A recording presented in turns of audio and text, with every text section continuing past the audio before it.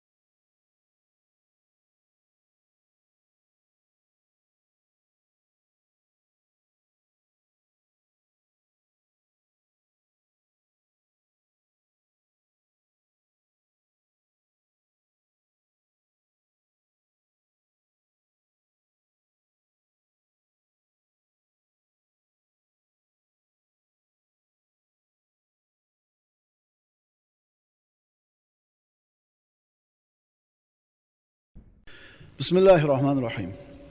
Qiyomat kunida bu dunyoda qilingan har bitta katta kichik, yaxshi, yomon amal tarozida tortib o'lchanadi.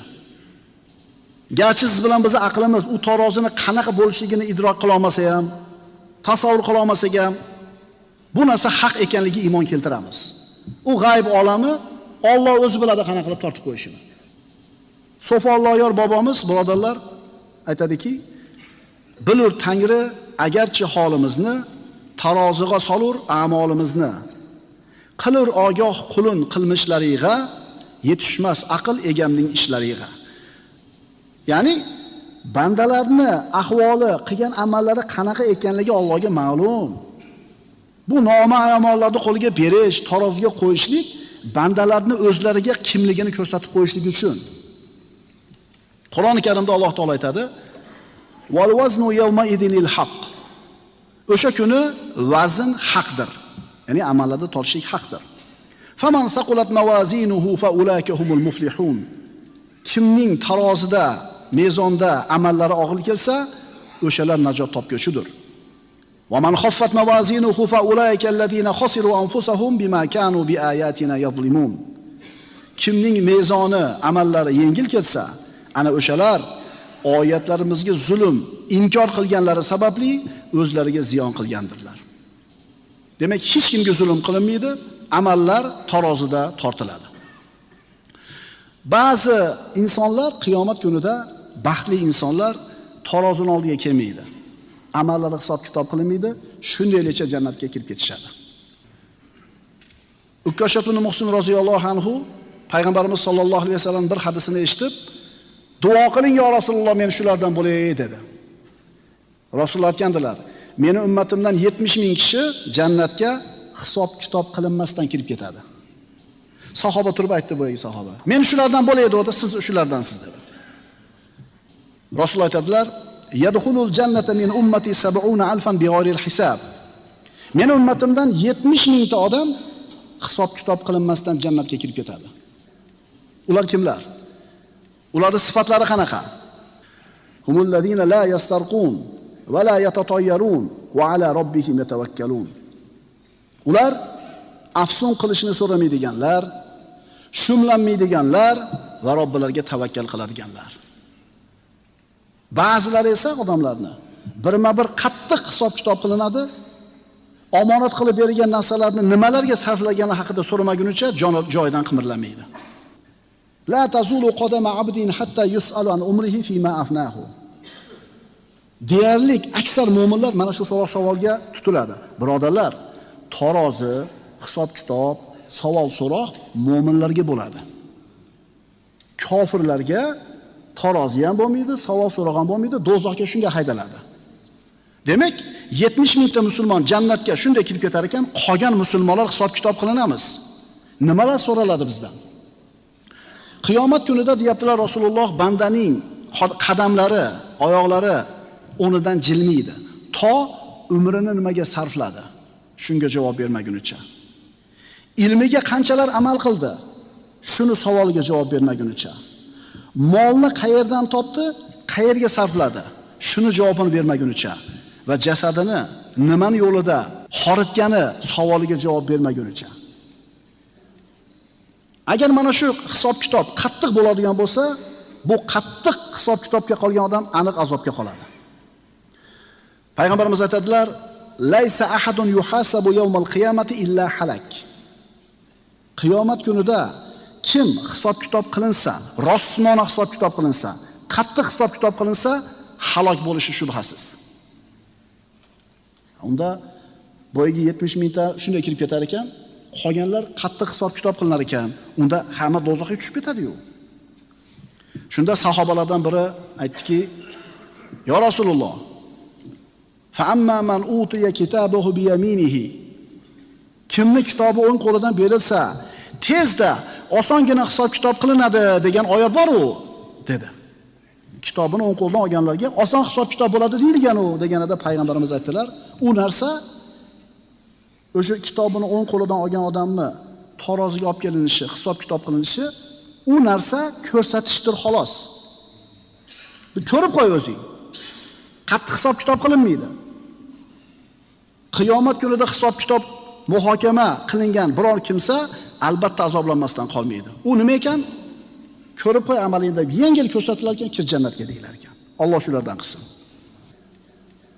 Mana endi tarozda tortiladigan narsa. Biz tarozda tortadigan narsa deganda mana shu aqlimiz, dunyo qarashimiz, tushunchamizdan kelib chiqib turib, vazni bor narsani tushunamiz. Jismi, shakli, vazni bor narsani, kartoshkani, piyozni, tillani, g'ishtni yoki toshni. Endi qiyomat kunida u tortiladigan narsa jism bo'ladimi? Ulamolarimiz bu haqida nima deyishgan? Bu qarashlar haqida doktor Ahmad Faridni Bahrul Ro kitobida shunday ma'lumot kelgan. Tarozida qiyomat kunida tortib o'lchanadigan narsalar haqida 4 xil qavl bor. 4 xil so'z bor. Birinchisi, bajarilgan amallar tortib o'lchanadi. Ya'ni bandalarning aytgan so'zlari va qilgan ishlari mujassam holatda, jism holatida taroziga qo'yiladi deyiladi. Amallarimiz jism bo'lib taroziga qo'yiladi, so'zlarimiz. Chunki Qur'onda Alloh taolo "Faman ya'mal mithqala zarratin khayran yara va man ya'mal mithqala zarratin sharran yara." Kim zarra vaznichalik, zarra og'irligichalik yaxshi amal qilsa, uni ko'radi tarozida, va zarra vaznicha yomonlik qilsa, uni ham ko'radi tarozida. Hadis sharifda aytilgan kalimani tarozida og'ir kelishi haqida ham kalimatani hafifatani alal lisan, thaqilatani fil mizan va habibatani lirrahman, subhanallohi va bihamdihi subhanallohil azim. Mana so'z taroziga qo'yiladi deyaptilar Rasululloh. Abu Hurayradan bu hadis. Ikkita kalima bor. Tilga yengil, tarozida og'ir, Rahmonga sevimli. Subhanallohi va bihamdi subhanallohil azim. Demak, kalima taroziga qo'yiladi deyapti. Ikkinchi qavl. Amallar yozilgan sahifalar tortib o'lchanadi. Ya'ni bandalarning qilgan ishlari hammasi qog'ozlarga yozilgan bo'ladi va mana shu yozilgan xatlar, qog'ozlar, varaqlar taroziga qo'yiladi. Bunga payg'ambarimizning hadislarida ishora bor. Innalloha sayuhallisu rijalan min ummati ala ru'usil khalaiq yawmal qiyamah fayanshuru alayhi 99 sijillan kullu sijillin maddul basar. Alloh ummatimdan bir kishining haloyiqning ko'z o'ngida xalos qiladi. Uning zarariga guvohlik beradigan 99 ta ro'yxatni yoyib qo'yadi. Har bir ro'yxat ko'z yetadigan joychalik. Bir mo'min ajratib olinadi. Uni hayotda qilib o'tgan gunohlari yozilgan sijillalar, 99 ta sijilla bo'ladi. U bir kitob deb tasavvur qiling, ochilganda bir varag'ini boshi kun chiqishda bo'lsa, ikkinchi varag'ining oxiri kun botishda bo'ladi. Bitta sijillani varag'i ochilganda shunaqa. Endi bu sijilla kitob. Bunaqa kitobdan 99 ta. So'ngra unga Alloh taolo aytadi: "Bulardan birontasini inkor qilasanmi? Meni yozib turuvchi farishtalarim senga zulm qilmabdimi?" 99 ta sijillada faqat gunohlari. Banda aytadi: "Ey Robbim, yo'q" deydi. Halok bo'lishi aniq bo'lib qoldi. Alloh taolo bironta bir uzring bormi deb so'raydi. Banda yo'q ey Robbim deydi.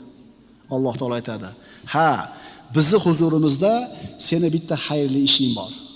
Bugun senga hech qanday zulm yo'q" deydi. So'ngra bir yorliq chiqadi. Bir qog'oz chiqadiki, yozilgan yorliq. Unda ashhadu an la ilaha illalloh va anna Muhammadan abduhu va rasuluh degan yozuv bo'ladi. Va guvohlik beramanki Allohdan o'zga iloh yo'q va guvohlik beramanki Muhammad alayhisalom Allohning elchisi va bandasi degan yozuv bo'ladi. Alloh taolo aytadi: "O'lchovingga kel." U banda shuncha ro'yxatlarda oldida bu yorliq nima bo'lardi deydi. Alloh taolo unga senga zulm qilinmaysan deydi. Ro'yxatlar, bu yerga sijillalar tarozining bitta pallasiga qo'yadi, ikkinchi pallasiga bu yerga yorliq qo'yiladi va yorliq og'ir keladi. Bormi shu kalimamiz? Ashhadu an la ilaha illalloh va ashhadu anna Muhammadan abduhu va rasuluh degan kalima qalbingizdan chiqqan bo'lsa, ishonchingiz komil bo'lsa, ixlos bilan aytgan bo'lsangiz, 99 ta sijillalarga gunohlar yozilib, bitta pallaga qo'yilganda, bu kalima qog'ozga yozilib bitta pallaga qo'yganda gunohlarni ko'tarib yuboradi. Ro'yxatlar bir pallaga, yorliq bir pallaga qo'yiladi. Ro'yxatlar yengil, yorliq og'ir keladi. Rasululloh aytdilar: "Allohning ismiga biron narsa barobar kelmaydi" dedilar. Imom Termiziydan. Toat ibodatlar tarozida og'ir bo'ladi, gunoh ma'siyatlar yengil bo'ladi. Nima uchun? Chunki birodarlar, toat ibodat dunyoda nafsga og'irda, gunoh ma'siyatlar nafsga yengilda. Huffatil jannatu bil makarih dedilar Rasululloh. Jannat makruhotlar bilan o'rab qo'yilgan. Ya'ni insonda nafsiga yoqmaydigan ishlar bilan o'rab qo'yilgan. Ibodatlar yoqmaydi, sadaqotlar yoqmaydi, sabr yoqmaydi. Lekin shuni qiyin amalni qilganlarni qiyomat kunida savob amallari ham og'ir bo'ladi. Taroziga qo'yiladigan narsa nima deyilganda, birinchi so'z, amallar jism holatida mujassam qilib taroziga qo'yiladi. Ikkinchi so'z, amallar yozilgan sahifalar tortiladi deyildi. Uchinchi so'z, amallarning savobi tortib o'lchanadi deyiladi. Bunga payg'ambarimiz sollallohu alayhi vasallamning quyidagi hadisi dalil bo'ladi. Rasululloh aytadilar, Imom Muslim rivoyat qilgan: "Qur'on o'qinglar, chunki u qiyomat kunida o'z sohiblariga shafoatchi bo'lib keladi." Ikki nur sochuvchini Baqara va Oli Imron suralarni o'qinglar. Chunki bu ikkalasi qiyomat kunida go'yo ikki bulut kabi, yo go'yo ikki baland soyabon kabi, yo go'yo saf tortgan ikkita qush to'dasi kabi keladilar. Ikkalalari o'z sohiblarining tarafini olib tortishadilar dedilar. Qiyomatda taroziga qo'yiladigan narsa, birinchisi amallar jism bo'lib tortiladi deyildi, jism qilib. Ikkinchisi amallar yozilgan sahifalar tortiladi deyildi. Uchinchisi savobi tortiladi deyildi. To'rtinchisi, qiyomatda taroziga qo'yiladigan narsa nima bo'ladi degan savolga berilgan to'rtinchi javob, amal qiluvchining o'zi o'lchanadi deyiladi. Bunga quyidagi hadis dalil bo'ladi. Abu Hurayra roziyallohu anhudan payg'ambarimiz aytadilar: "Innahu la ya'ti ar-rajulu al-azimu as-saminu yawm al-qiyamah." Qiyomat kunida katta semiz bir kishi keladi. La yazinu indallohi janaha ba'uda. Katta semiz kishi keladi, lekin Allohning huzurida pashshani qanotishalik ham uni vazni bo'lmaydi. Qala iqra'u fala nuqimu lahum yawmal qiyamati vazna. Rasululloh aytdilar, qiyomat kunida ular uchun hech qanday vaznni, tarozini qoyim qilmasmiz degan oyatni o'qinglar dedi. Demak, birinchi so'zda qiyomatda tarozda tortiladigan narsa amallar mujassam bo'lib tortiladi. Ikkinchi so'z, amallar yozilgan sahifalar tortiladi. Uchinchi so'z, amallarning savoblari tortiladi. To'rtinchi so'z, amal qiluvchilarning o'zlari tortiladi deyildi. To'rt xil gap. Lekin mana shu to'ralar so'zni umumiylashtiradigan bo'lsangiz, bir-biriga zid emasligini ko'rasiz. Amal qiluvchi ham, amali ham, amallari yozilgan sahifalari ham tortilib o'lchanishligi kelib chiqadi. So'folloyor bobomiz qiyomat tarozisi haqida qanday e'tiqod qilishimiz kerakligini osonlab tushuntirib qo'ygan. Tarozi boriga iqrorimiz bor, nechuk erkaniga nekorimiz bor. Ilohiy qil og'ir mezonimizni, salomat tut bizning iymonimizni. Nima ishimiz bor tarozini qanaqa bo'lishi bilan? Biz ishimiz tarozi borligiga e'tiqod qilish, biz ishimiz savobli amal qilish, biz ishimiz Parvardigor qiyomat kunida tarozimizni og'ir qil deb duo qilishimiz. Aqulu qawli hada va astaghfirulloh li va lakum. Innalloha va malaikatahu yusalluna alan nabiy. Ya ayyuhallazina amanu sallu alayhi va sallimu taslima. Vassalamu alaykum va rahmatulloh.